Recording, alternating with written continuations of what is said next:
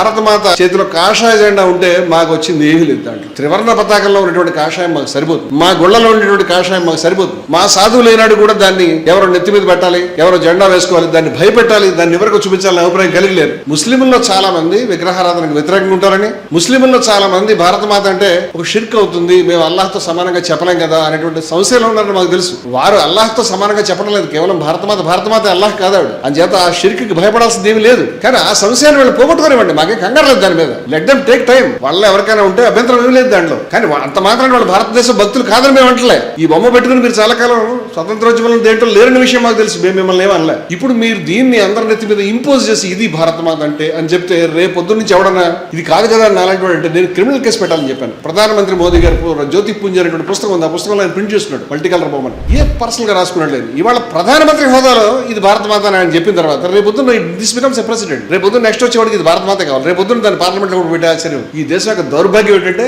జాతిపితని హత్య చేసినటువంటి ఆరోపణలు ఎదుర్కొన్నటువంటి సావర్కర్ యొక్క పుట్టినరోజుని పార్లమెంట్ ఓపెన్ చేశారు. స్వాతంత్ర దినోత్సవం లేదు, స్వాతంత్రోద్యమంలో పాల్గొన్నటువంటి సంస్థల గురించి భజన చేస్తున్నారు. ఇవాళ లేనిపోయిన ఐడియాలజీని అందరి మీద ఇంపోజ్ చేస్తారు. ఇది ఈ దేశం విచ్ఛిన్నానికి చేసేటువంటి ప్రయత్నం తప్పితే మరేమి కాదు. అంతే దేశభక్తులుగా, హిందువులుగా ఎవరి మీద ఇంపోజ్ అయినటువంటి వ్యక్తులుగా మేము దీన్ని తీవ్రంగా వ్యతిరేకిస్తాం. భారతమాత చేతిలో కాషాయ జెండా ఉంటే మాకు వచ్చింది ఏమీ లేదు. దాంట్లో త్రివర్ణ పతాకంలో ఉన్నటువంటి కాషాయం మాకు సరిపోతుంది. మా గుళ్లలో ఉన్నటువంటి కాషాయం మాకు సరిపోతుంది. మా సాధువులు అయినాడు కూడా దాన్ని ఎవరో నెత్తి మీద పెట్టాలి, ఎవరో జెండా వేసుకోవాలి, దాన్ని భయపెట్టాలి, దాన్ని ఎవరికి చూపించాలని అభిప్రాయం కలిగలేరు. ముస్లింల్లో చాలా మంది విగ్రహారాధనకు వ్యతిరేకంగా ఉంటారని, ముస్లింల్లో చాలా మంది భారతమాత అంటే ఒక షిర్క్ అవుతుంది, మేము అల్లాహ్తో సమానంగా చెప్పలేం కదా అనేటువంటి సంశయంలో ఉన్నారని మాకు తెలుసు. వారు అల్లాహ్తో సమానంగా చెప్పడం లేదు, కేవలం భారతమాత అల్లాహ్ కాదాడు అని చేత ఆ షిర్క్ కి భయపడాల్సింది ఏమీ లేదు. కానీ ఆ సంశయాన్ని వాళ్ళు పోగొట్టుకోనివ్వండి, మాకే కంగారు లేదు దాని మీద. Let them take time. వాళ్ళ ఎవరికైనా ఉంటే అభ్యంతరం ఏమీ లేదు దాంట్లో. కానీ అంత మాత్రం వాళ్ళు భారతదేశ భక్తులు కాదని మేము అంటలే. ఈ బొమ్మ పెట్టుకుని మీరు చాలా కాలం స్వతంత్రోద్యమంలో దేంట్లో లేరని విషయం మాకు తెలుసు, మేము మిమ్మల్ని ఏమనలే. ఇప్పుడు మీరు దీన్ని అందరి నెత్తి మీద ఇంపోజ్ చేసి ఇది భారతమాత అంటే అని చెప్తే